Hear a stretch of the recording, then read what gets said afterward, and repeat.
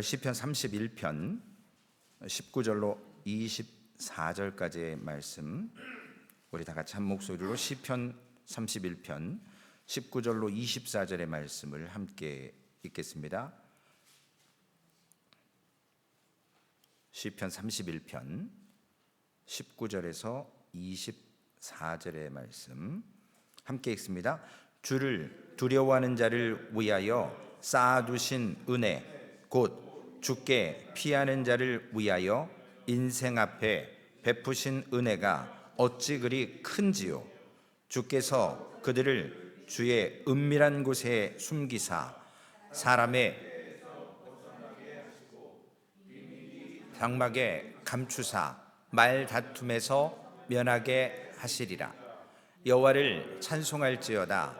견고한 성에서 그의 놀라운 사랑을 내게 보이셨음이로다. 내가 놀라서 말하기를 주의 목전에서 끊어졌다 하였사오나, 내가 주께 부르짖을 때에 주께서 나의 간구하는 소리를 들으셨나이다. 너희 모든 성도들아, 여호와를 사랑하라. 여호와께서 진실한 자를 보호하시고 교만하게 행하는 자에게 엄중히 갚으시느니라. 여호와를 바라는 너희들아, 강하고 담대하라. 아멘. 정확히 다윗이 어떤 상황인지는 알려지지 않았지만 상당히 깊은 어려움, 곤경에 빠진 상태에서 쓴 시라고 볼 수 있습니다. 왜냐하면 11절 말씀에 보면 다윗의 친구들까지도 다윗을 음해하는 이야기를 듣고 다윗과 가까이 하기를 거부하고 있습니다. 또한 12절 말씀에도 보면 자기 자신의 처지가, 다윗의 처지가 깨진 질그릇과 같다라는 그런 상황에서 시편 31편을 기록한 것으로 보입니다. 성령 하나님께서 우리를 때로는 지극하게 지독하게 고난과 외로움 속에서 언약의 백성으로 신실한 믿음을 가지고 살아가는 성도들에게 그 어려운 상황이지만 언약이 있기 때문에 하나님께서 위로하시기 위해서 다윗에게 이러한 상황 가운데 시를 쓰게 한 것 같습니다. 1절 말씀에도 보면 나를 영원히 부끄럽게 하지 마시고, 우리의 삶에 은폐된 부분들이 있거든요. 하나님과 나만 아는 연약한 죄의 모습들이 드러날 때 우리는 사실 부끄럽습니다.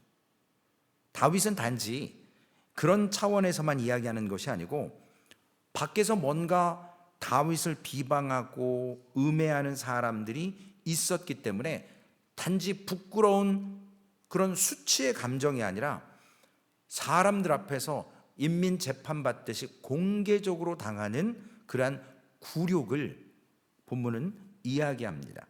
또 4절에도 보면 고기가 그물에 잡히는 것처럼 자신이 그물에 걸려있다라는 말을 하고 있습니다. 우리가 알 수 있는 것은 결론적으로 다윗이 환난과 곤고형에 처해 있다라는 것을 7절 말씀에도 보면 그가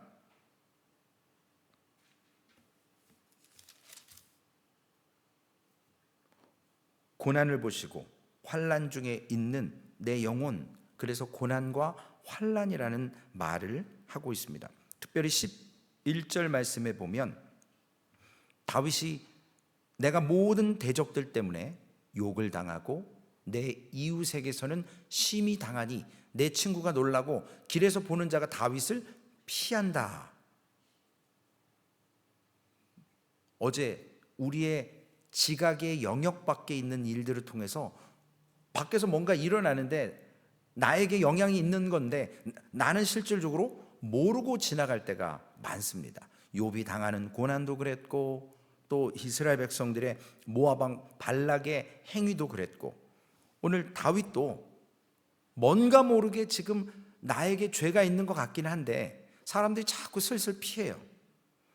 대적들의 그런 욕하는 것, 사실은 나 싫어하는 사람도 있겠지, 그럴 수 있지만 오늘 이웃들도 다윗을 멸시했고 심지어 친구들조차도 다윗에게 가까이 오는 것 자체를 두려워합니다. 철저하게 소외당했고 철저하게 외로움 속에 다윗이 있었던 모습을 통해서 12절 말씀에 내가 잊어버린 바 됨이 죽은 자를 마음에 두지 아니함 같고 깨진 그릇과 같으니이다. 사실 돌아가신 분을 가족이 아니고 잘 아는 사람 아니고 누가 기억하겠습니까? 미국에 와서 많이 느끼는 걸 가끔 세메터리 그 공동묘지를 지날 때 보면 얼마나 관리가 안 되고 사람이 안 찾아오고 모든 가족이 다 멀리 떠나 계시고 돌아가셨는지 모르겠지만 그 묘비나 그 세메터리 상태가 심각한 정도로 안 좋은 상태들을 많이 보게 됩니다. 꼭 자신이 죽은 자처럼 사람들의 마음에 기억에 잊어버린 존재와 같은 그러한 상황이다라고 이야기합니다. 한마디로 얘기하면 절망적인 상황이죠. 절망적인 상황. 어제도 욥의 예를 들었지만 욥도 욥기 3장 1절과 6절에 자기의 지각 밖에 지금 자기는 특별히 잘못한 게 없어요. 그런데 천상에서 하나님과 천사와 사단이 공동회의를 해서 욥을 시험하기로 결정이 났습니다. 욥은 몰라요. 잘못한 것도 특별히 없지만. 근데 욥이 그 고난을 자기의 영역 밖에 있는 일을 경험하면서 고백하는 건 뭐냐면 원인과 이유를 모르니까요. 욥기 3장 1절에서 6절에 보면 그 후에 욥이 입을 열어 자기의 생일을 저주하니라. 욥이 입을 열어 이르되 내가 난 날이 멸망하였더라면 사내 아이를 배웠다 하던 그 밤에 그리하였더라면 그날이 캄캄하였더라면 하나님이 위에서 돌아보지 않으셨더라면 빛도 그날을 비추지 않았더라면 어둠과 죽음의 그늘이 그날을 자기의 것이라 주장하였더라면 구름이 그 위에 덮였더라면 흑암이 그날을 덮었더라면 그 밤이 캄캄한 어둠에 잡혔더라면 해의 날수와 달의 수에 들지 않았더라면 한마디로 나 같은 존재 안 태어났으면 좋았다는 거죠. 그 정도로 욥이 고난 가운데 상황을 절망적이다라고 고백합니다. 우리가 고난의 이유를 어려운 문제가 다가오면 고난의 이유를 우리가 찾습니다. 인생이 이렇게 비참해지고 범죄로 말미암아 하나님 앞에 하나님과 아름답게 맺어진 하나님의 형상의 관계가 깨어졌어요. 왜 깨어졌냐면 그 고난의 원인이 어디에 있냐면 범죄함에 있습니다. 아담으로부터의 범죄함 때문에 하나님의 창조 질서를 깨뜨렸고 그리고 거기에 하나님의 선하신 것을 오히려 싫다고 죄를 범함으로 망가뜨렸습니다. 그것이 우리의 고난과 어려움의 고통의 시작이었습니다. 그래서 남자들은 땀 흘려 수고해서 일해야 되겠고 여성분들은 해산의 수고를 더하고 그리고 하나님이 복 주셨던 에덴 동산에서 추방당하는 그러한 일을 경험하게 됩니다. 우리는 이 고난 가운데 고통 가운데 떠남으로 인해서 어려움을 당하는 것을 통해서 여기서 인정하는 것, 하나님 제가 범죄했습니다, 우리의 연약함 때문입니다 라고 인정하고 하나님 앞에 서야만 소망의 자리로 나아갈 수 있어요. 그런데 이걸 인정하지 않으면 아무리 복음을 전해도 이것이 먼저 해결되지 않으면 그 복음이 복음인지를 알지 못합니다. 우리가 고난의 이유를 물을 때 그 고난의 이유만 찾는 것이 아니라 때로는 고난을 통한 목적이 무엇일까라는 생각도 합니다. 오늘 깨진 그릇 같은 존재라고 다윗이 얘기했는데 이러한 것을 본인이 깨진 존재라고 느끼면서 하나님 앞에 이 마음 갖고 가면 내가 깨진 존재라는 것조차 알 수 없는 것이 뭐냐면 자존심이에요. 자존심. 제가 상담학을 공부하고 목회를 하면서 수많은 그 케이스들을 보면 문제는 다른 데 있지 않아요. 다 나에게 있어요. 어디에 있느냐? 최종 마지막 남는 것 물질도 아니에요. 건강도 아니에요. 아무것도 아니에요. 단 하나.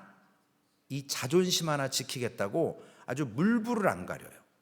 마지막에 이걸 놓지 못해서 구원의 문에 들어가지 못하는 많은 하나님 앞에 이 소망의 자리로 나아가지 못하는 분들을 너무나도 많이 보게 됩니다.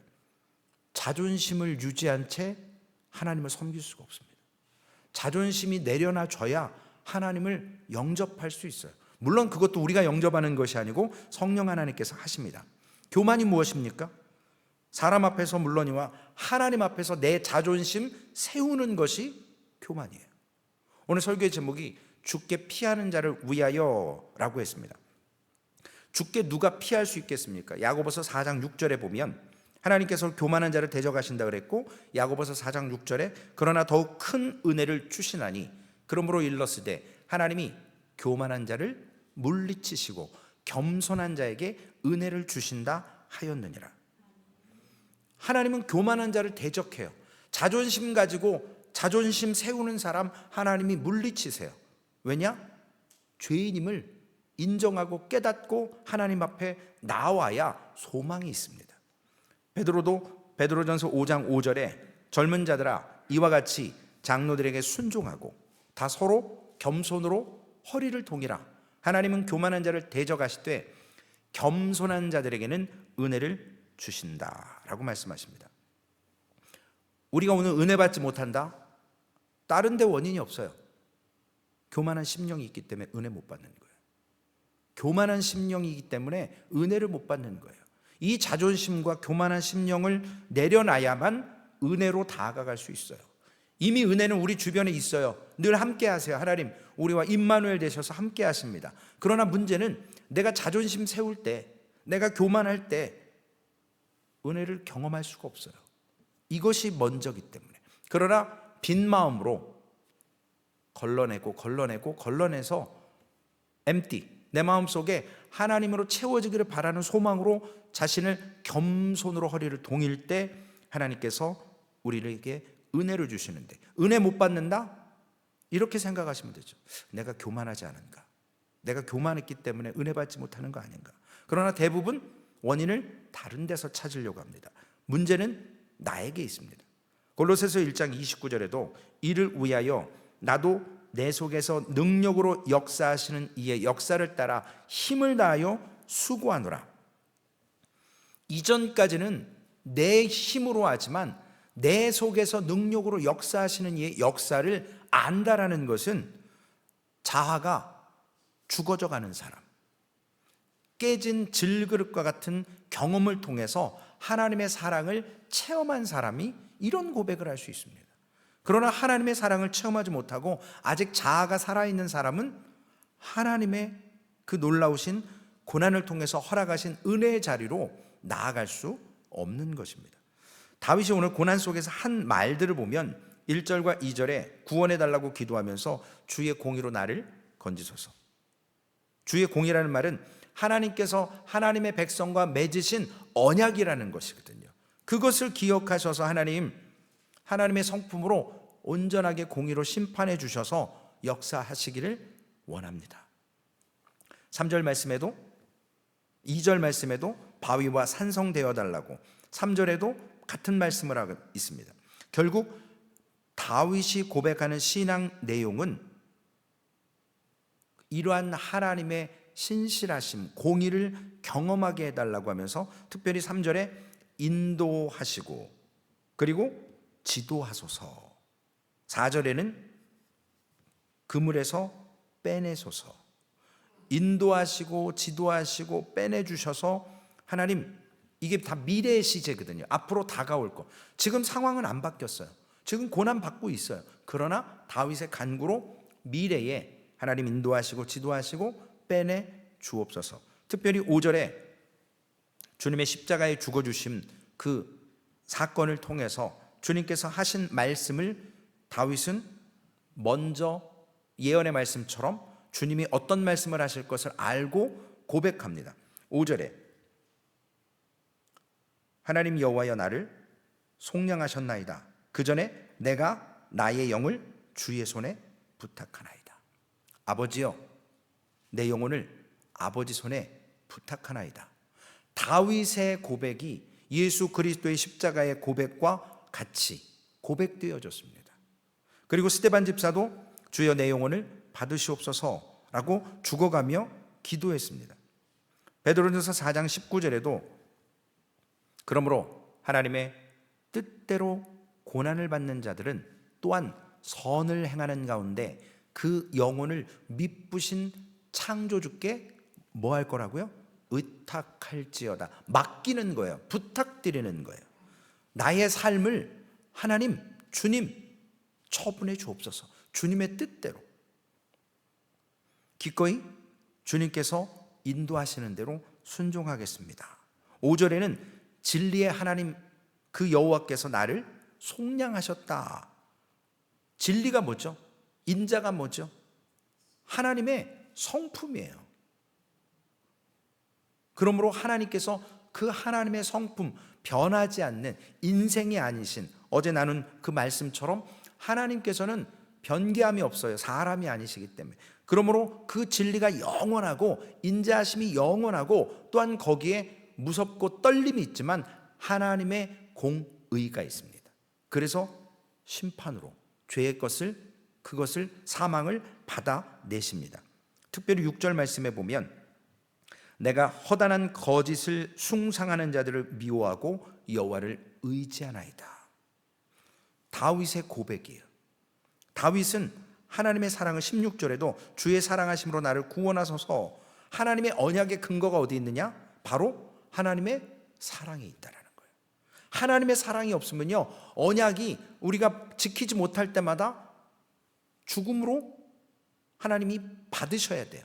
그러나 하나님의 사랑으로 언약이 깨어지지 않고 오히려 우리가 죽을 것을 예수 그리스도를 죽게 하심으로, 피 흘리게 하심으로 그 언약을 하나님의 사랑으로 끝까지 지키시는 하나님.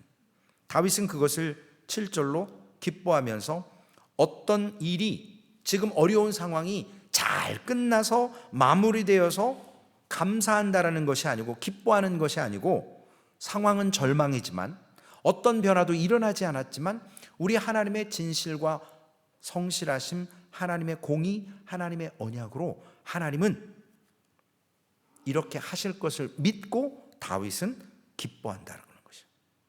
이게 우리의 상황 가운데서 고백돼야 될 믿음의 모습 아니겠습니까? 여기에 자존심이 있다면, 여기에 나의 의가 있다면 하나님의 언약은 성취될 수가 없어요. 오직 하나님께서 하시는 거예요. 우리 편에서 할 것은 없어요. 물론 내일 설교에 딱 하나 있긴 있어요. 그건 내일 말씀을 드리겠습니다. 15절 말씀에도 보면 나의 앞날이 주의 손에 있나이다. 내 원수들과 나를 핍박하는 자들의 손에서 나를 건지소서. 5절에 내 영혼을 주의 손에 부탁하나이다 라고 말씀드렸던 것처럼 어떠한 처분이든지 나의 앞날이 주의 손에 있다라는 사실을 다윗은 믿었습니다. 발락처럼 이스라엘을 두려워하고 번민해서 저주를 해달라고 하지만 이스라엘의 앞날이 주의 손에 있어요. 이미 결정나 있어요. 하나님의 주권으로, 하나님의 인도하심으로. 다윗은 19절에 어떤 기도를 하냐면 주를 두려워하는 자를 위하여 쌓아두신 은혜, 곧 주께 피하는 자를 위하여 인생 앞에 베푸신 은혜가 어찌 그리 큰지요. 쌓아두신 은혜가 있대요. 우리가 어떤 저축을 하고 디파짓해서 행위로 어떤 성과를 내고 하나님 앞에 이렇게 쌓아놓은 것이 아니고 주를 두려워하는 자를 위하여 쌓아두신 은혜가 하나님께 있습니다. 그래서 우리가 오늘 제목처럼 주께 피할 수가 있는 방법이 생기는 거예요. 하나님이 쌓아두신 은혜가 있어서.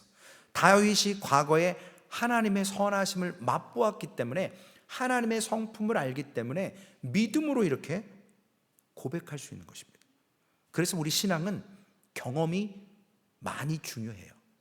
신앙생활하다 보면 상황과 어려움 같은 것을 통해서 우리를 깨닫게 하시고 하나님이 누구신지를 알아가면서 단단해지고 열매도 맺고 성숙해져 가는 것입니다.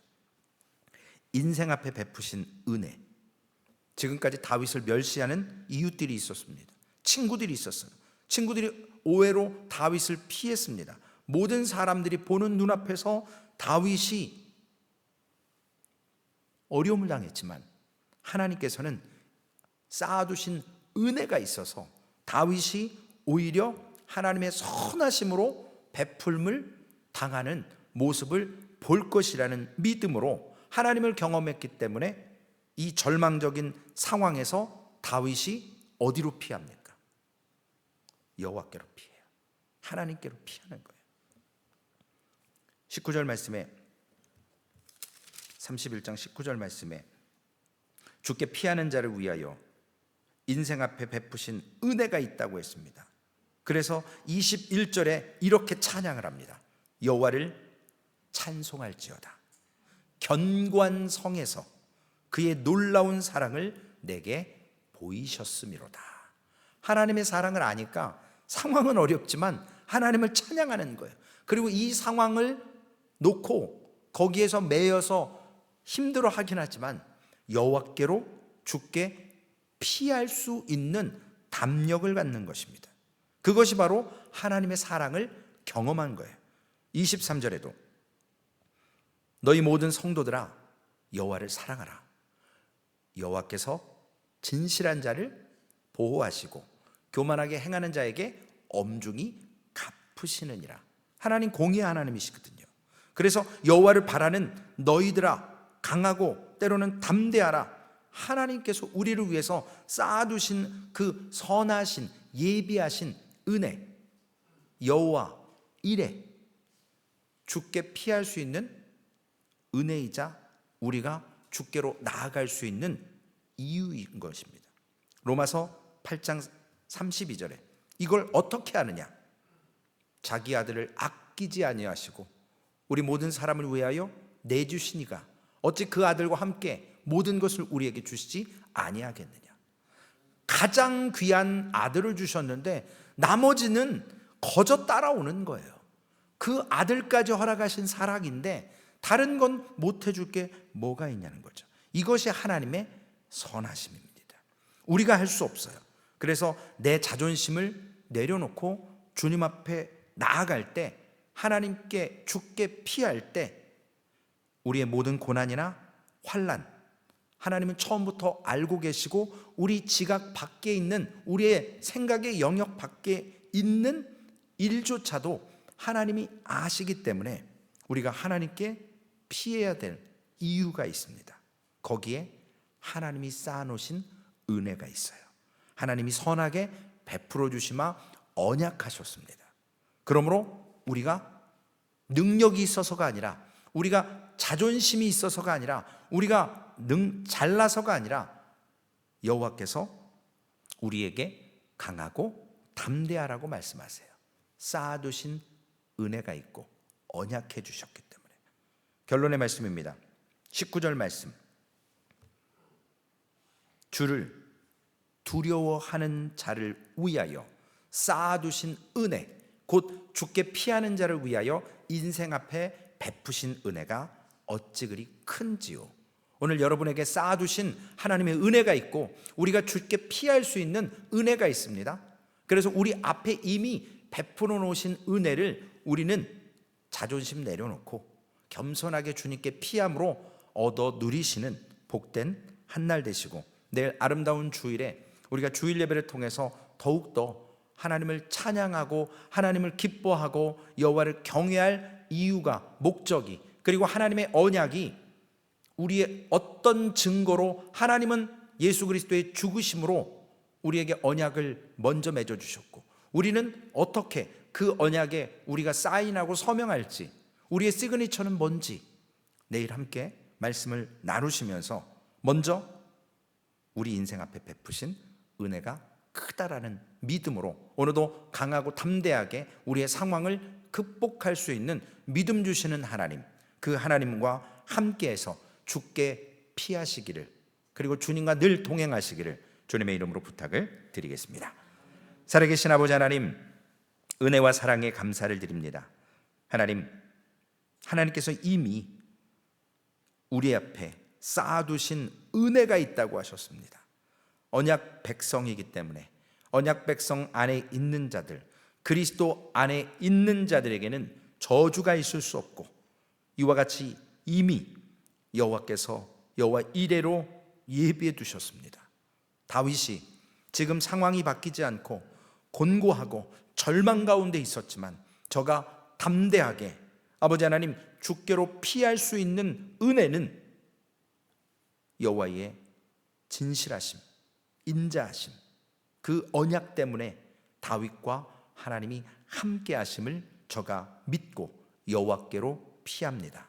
하나님, 세상의 문제 가운데 두려워하지 않게 하시고 아버지 하나님, 발락처럼 저주할 것이 아니라 주님 하나님의 살아계심을 믿으며 그 말씀 앞에서 오늘 기도하는, 주께로 피하는 하나님의 거룩한 백성으로 삼아 주시옵소서.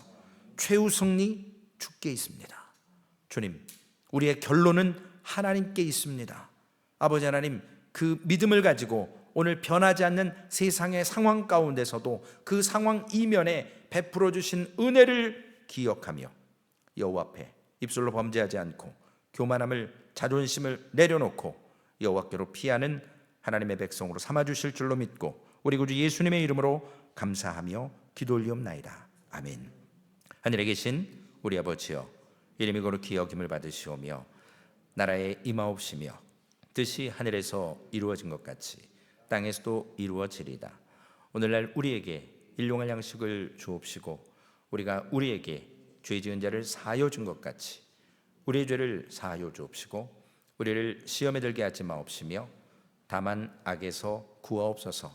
대개 나라와 권세와 영광이 아버지께 영원히 있사옵나이다. 아멘.